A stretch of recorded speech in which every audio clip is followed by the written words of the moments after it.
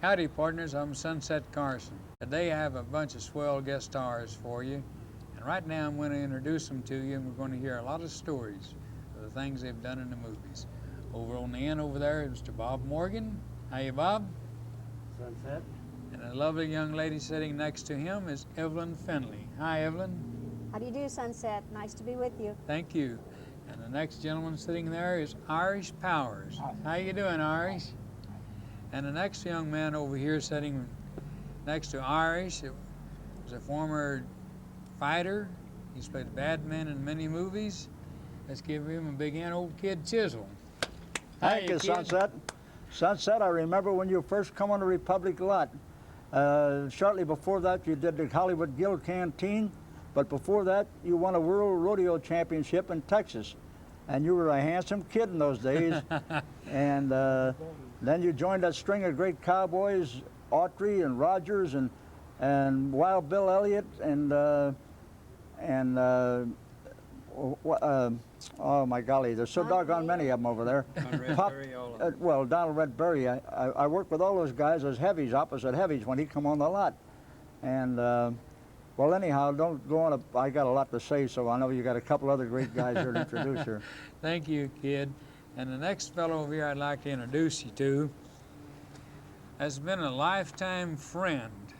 I met this man when I was riding rodeos, and didn't have 15 cents in my pocket, I guess. And I walked by his place one day, and I was watching him working leather. And I walked in, and I met him, he talked to me, and I used to go by and help him make stuff, not dreaming that someday I'd wind up to be a cowboy star and he'd be making my gun belts. But anyway, this man has made the gun belt for just about every cowboy star in the business. The hat bands, the vests, and the boots, and everything. That's Bob Brown. How you doing, Bob? Glad to be with you, Sunset. Great, Bob. You did it all for me. You did it all for me, partner. And the next young fella I'd like to introduce you to is a fellow I've known an awful long time that I love and respect. He's great with a rope. He's a great humorist. Mr. Lee Turney. How you doing, Lee? Pretty good. It's all right, Sunset. That's great. Glad to be with you here. By golly, we've been on a few shows together at That's Appreciation right. Club and many places, and eat a lot of hamburgers together and all that. That's being both part Cherokee and you're kind of the throwback from Oklahoma. Well, we're kind of close. We're kind of close. That's right. Lee, you've got a pretty good past rep in life, and you worked with Will Rogers. Sure did. A long time with Will. Would you tell us, did anything funny? Well, I know you could tell us a million of them. Well, you know, 1979, I done the tribute to Will Rogers, and gee, it's the first time I ever made any money out of entertainment. And I had a lot of fun doing it because I was kind of a look-alike and roped a little bit, not much and everything. Then I came 20 miles of where Will Rogers came from. So I have a lot of fun doing senior citizen places and hospitals and fairs and many different places. I enjoy it very much. Well, Lee, that's real great. Lee's from Oklahoma, but he's got a heart just about as big as Texas. I'll accept that. And Bob, would you kind of tell us how many people you've made the gun belts and things? Well, you know you made the Sunset Carson gun belt. I did the one you're wearing about 2 years ago, but it was 41 years ago, this big lanky kid come into my shop, and I took a liking to him, and I thought, well, hell, we'll take this kid and introduce him around. Anyway, I sat him down and tried to teach him the rudiments of leather carving. A lot of people call it tooling, but it's leather carving. You actually cut the leather. Anyway, he got interested, and he was there every day until he got, I think old Yates out of Republic got a hold of him and gave him a good start. And from then on, they changed his name to Sunset.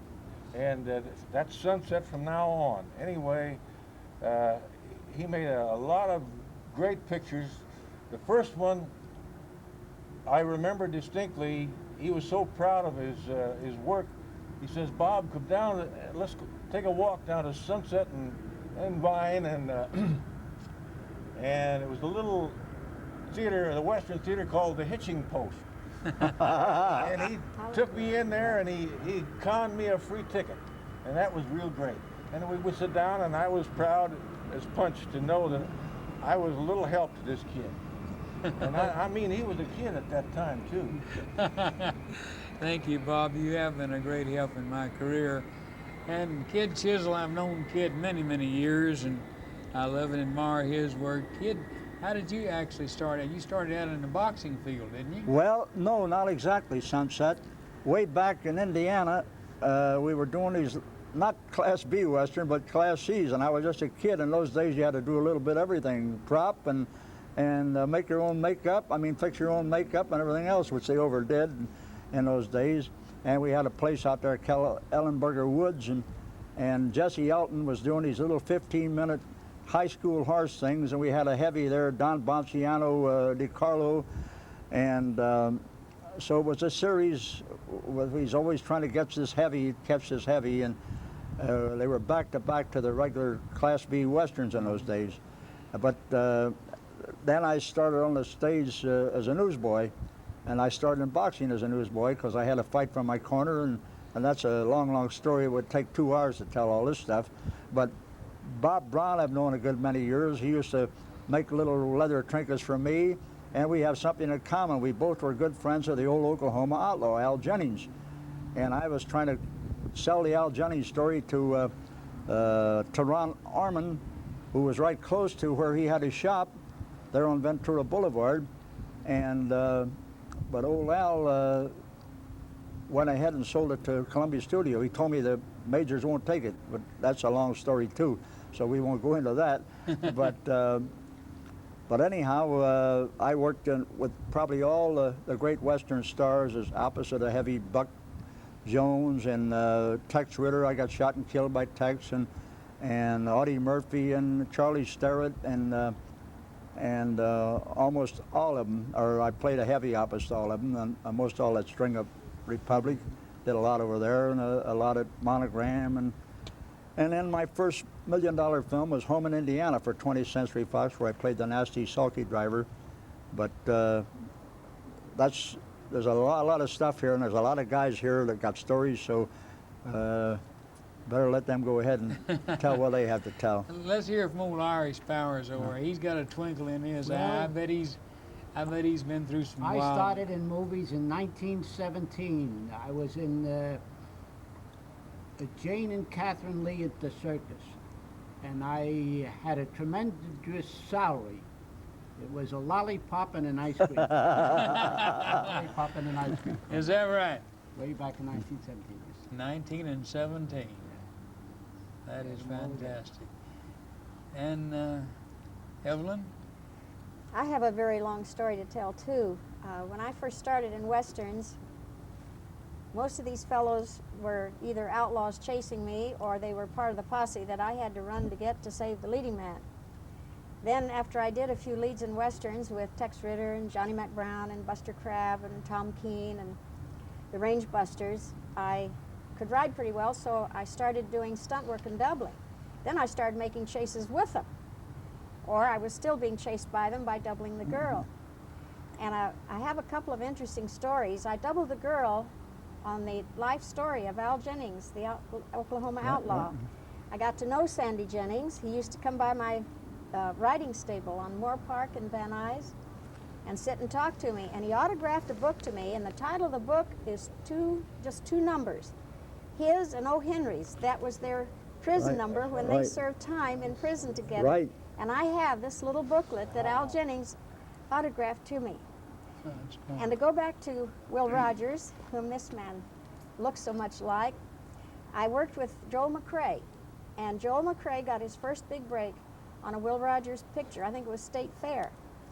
And Joel used to come and sit and talk to me, and he said, you know, Evelyn, Will Rogers did me the greatest favor of my life, because he said, when we were sitting there, he said, Will was flicking the flies off of this old flea-bitten mare with a whip, and he said, you know, son, I kind of like you. I'm going to help you.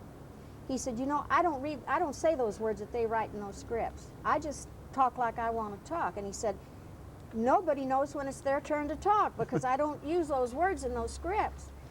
So he says, I'll tell you what I'm going to do. When it's your turn to talk, I'm going to pull my ear or I'll scratch my nose. I'll do something, and you watch me. And when you see me scratch my nose or pull my ear, you'll know it's your turn to talk. And he said, nobody on the set could understand how I could pick up my cue and read my lines after Will Rogers. But he said, because I could, and through Will's help, he said that's helped him to become a star.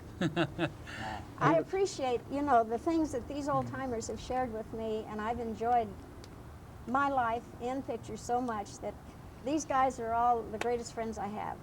Well, that's terrific. Evelyn. Will was Thank one of the you. greatest. I had a great experience with Will on Steamboat Around the Bend with Irvin S. Cobb, and they had a facade. We had to go out here where some water was on the facade of a paddle wheel, and I'm on the gangplank, and we have the chow.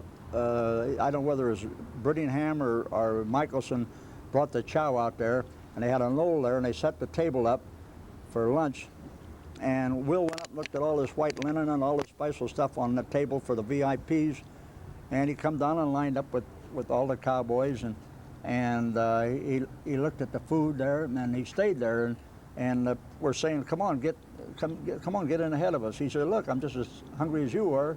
I mean, you're just as hungry as I am. And the production guy says, hey, Will, you don't belong down there, you belong up here. He says, what's good enough for these people down here is good enough for me. And he said it very quietly, and all of them up there had egg on their face because it made them feel bad that the next day everybody had the same kind of food. So Will was a great one. And Evelyn, I've worked with her in many films. She's a great gal and a great horsewoman. Bob, let's hear something about your career. Well, it's kind of hard to follow a fight champion and a humorist that looks more like Will Rogers than Will Rogers did. But if it's all right, Sunset, I'd like to interject sort of a serious thought here.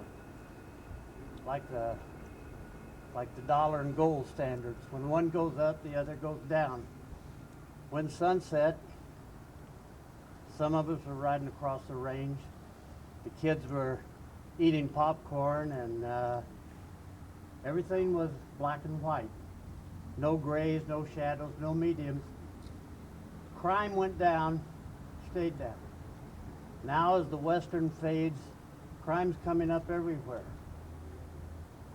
Think about it. That's Right. right. Right.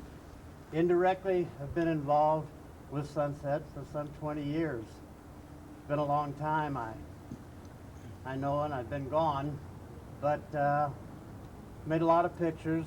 I hear these names: Johnny Mac Brown, Jimmy Wakely, Sunset Carson, Cisco Kid. You go down the lines, you try to keep a good face and a good thought. Everything in this world is gonna go. So think about the outdoor action picture. Right. That's right, Bob. And those westerns, good always overtook evil.